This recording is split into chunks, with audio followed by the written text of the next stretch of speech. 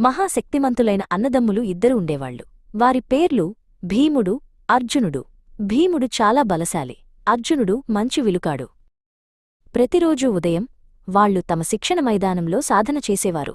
భీముడు తన శక్తిని చూపించడానికి పెద్ద పెద్ద శబ్దాలు చేస్తూ పరుగులు తీసేవాడు. ఒకరోజు భీముడు ఒక పెద్ద చెట్టును ఊపి, అర్జునా, చూడు నా బలం, నేను దేన్నైనా ఒక్క దెబ్బతో పడగొట్టగలను అన్నాడు. అర్జునుడు నవ్వి, అన్నా, కేవలం బలం మాత్రమే నిజమైన శక్తి కాదు, దానిని నియంత్రణతో ఉపయోగించడమే ముఖ్యం అని చెప్పాడు.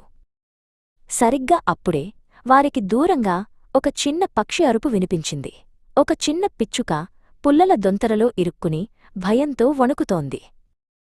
నేను దాన్ని రక్షిస్తాను అంటూ భీముడు పెద్దగా అరుస్తూ ఆ పొదలవైపు పరిగెత్తాడు.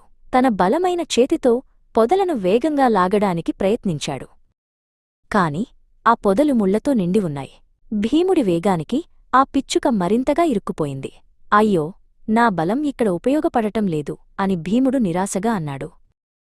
అర్జునుడు నెమ్మదిగా ముందుకు వచ్చి, శక్తిని వాడకు, ఓర్పును, దయను వాడు అన్నా అని చెప్పి తన అమ్ముల పొది నుండి ఒక పదునైన బాణాన్ని తీసుకున్నాడు. అర్జునుడు ఆ బాణంతో అతి నెమ్మదిగా, జాగ్రత్తగా, ముల్లు తగలకుండా ఆ పక్షి చుట్టూ ఉన్న చిక్కులను కత్తిరించాడు. ఒక్క పుల్లకూడా పక్షికి తగలకుండా చూసుకున్నాడు.